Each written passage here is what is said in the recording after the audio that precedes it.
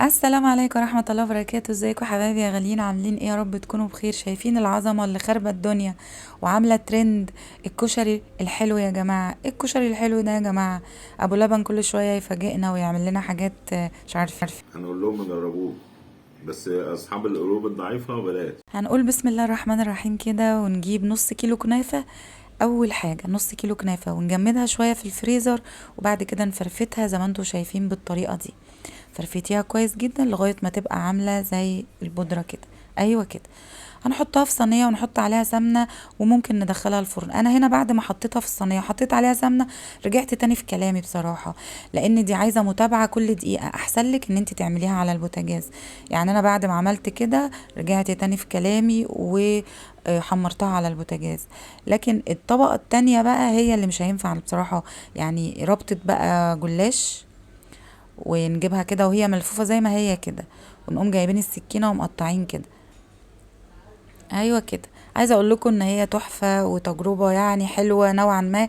مش عارفه، بس انتوا جربوها، ممكن تكون عجبتنا احنا، ممكن ما تعجبكوش انتوا. بس قطعنا الرابطه كلها كده زي ما انتوا شايفين، حطيتها بقى في صينيه واحط لها سمنه، ودي بقى هدخلها الفرن. بس عايزه اقول لكم ان الجلاش حساس جدا، فخلي بالك كل دقيقتين تقلبيه، كل دقيقتين تقلبيه في الفرن.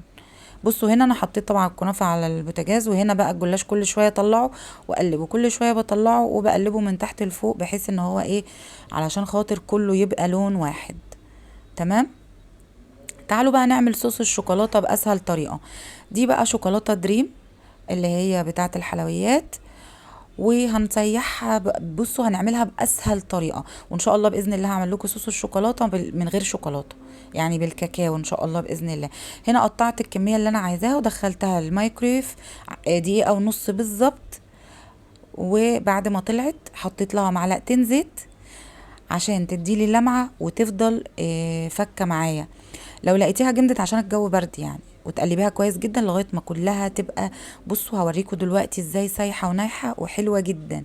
بصوا تحفه، واللمعه تحفه، مش عايزه اقول لكم على اللمعه يعني. جميله جدا، احلى صوص شوكولاته ممكن تعمليه، وسهل جدا وبسيط. مفيش اسهل من كده. خلاص الكنافه بتاعتي بصوا خدتش وقت، لو هندخلها الفرن نخلي بالنا منها. تعالوا بقى نعمل صوص الكراميل. شويه سكر، كوبايه سكر كده على النار، ونسيبها لغايه ما تتكرمل معانا وتاخد لون بني فاتح. اوعي ابدا تغمقيها. وتفضلي اول ما تسيبيه شويه، اول ما تحسي ان هو بدا يلون كده، تقومي بدا تقلبي وتنزلي بكوبايه لبن. هتعصلك، هتحسي ان هي نشفت قوي، لا افضلي قلبي قلبي قلبي قلبي لغايه ما كله يدوب.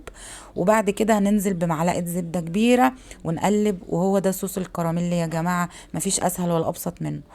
يعني الفيديو ده يا جماعه والله العظيم، بصوا شويه رز بقى يعني ما سكروش كده، يعني مثلا ربع كوبايه رز عليها كوبايتين ميه، ونسيبها على النار بقى مع نفسها لحد ما تستوي.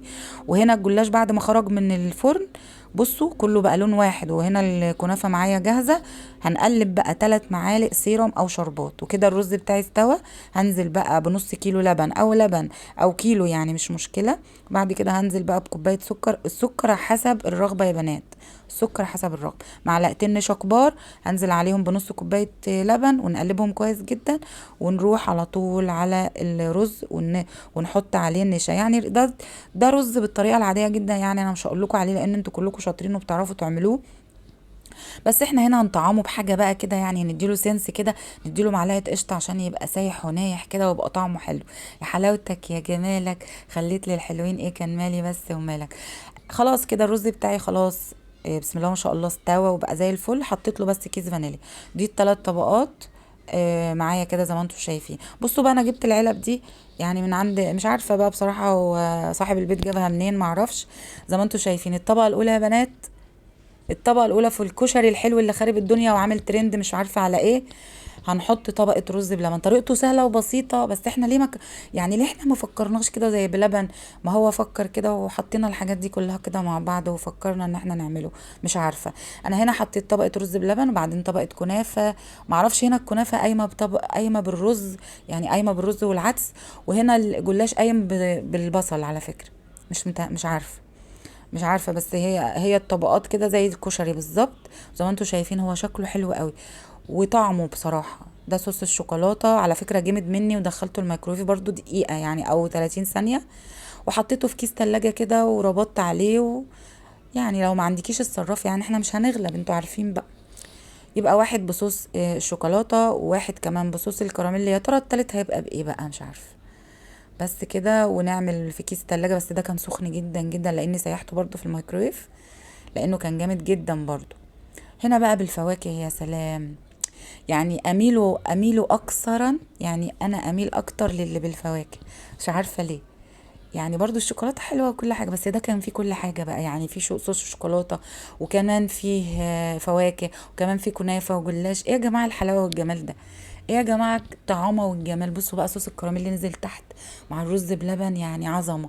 بصراحه ابو لبن عامل عظمه. انا مش عايزه اقول لك، انت بصراحه كل شويه تقول لنا افكار حلوه قوي ما فكرناش فيها، بس جميل بصراحه يا بنات.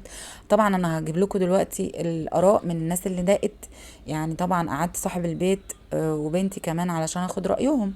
ما انا لازم بعد ما اعمل الحاجه انا عايزه بقى اراء تانية، يعني عايزه اشوف هو هيعجبهم هل ولا لا، مش عارفه. بس شكله حلو قوي بجد، يعني شكله حلو وتجربه حلوه، وبنشكر طبعا ابو لبن عليها. يعني شكله حلو، شكله جميل. بصوا الكمية، عملت لي كمية كبيرة جدا، نص كيلو كنافة وربطة جلاش ونص كيلو لبن، عملوا لي الكمية دي كلها، وشوية صوص شوكولاتة وشوية فواكه. معلش يا استاذ احمد باشمهندس، عايزين ناخد رأي. انت جايباني؟ عايزه اخد رأيك، يلا دوق. كان عايز ليمونه. يا جماعة رنا بتجرب اللي هو بالفواكه، وواخدة معلقة من تحت لفوق. يلا يا رنا اعملي لايك، قولي. بص رنا واخدة صوص الشوكولاتة جنبها ازاي يا جماعة. ها يا احمد، خالصه. ها يا احمد. يعني التركيبة كده يا جماعة يا استاذ احمد، تحفه. بجد والله. يعني التركيبة الكنافة مع الجلاش مع الرز بلبن، التلاتة مع بعض، ايه الآباء؟ وانت يا رنا ايه الآباء؟ جايباكي من برافو. طيب الحمد لله. طب اتكلمي، ممكن تتكلمي. شايفين متغرق صوص الشوكولاته. عايزه اوريكم شايفين؟ صوص الكراميل تحفه. صوص الشوكولاته وريهم يا بنتي. لا اعملي كده عشان لازم يتبان. يا لهوي. يلا يا جماعه بقى الفهنا والشفا. هنروح ناكلهم ونخلصهم ونقول لكم. شوفوا المعلقه طالعه من تحت عامله ازاي، يا نهار ازرق. لهوي. بصوا يا جماعه. كشري يعني. بصوا يا جماعه. دي رايحه فين؟ على بق. هتقول لهم يجربوه ولا لا؟ لا هو كل ده عشان ترد. يلا هنقول لهم يجربوه، بس اصحاب القلوب الضعيفه بلاش. شكرا، السلام عليكم.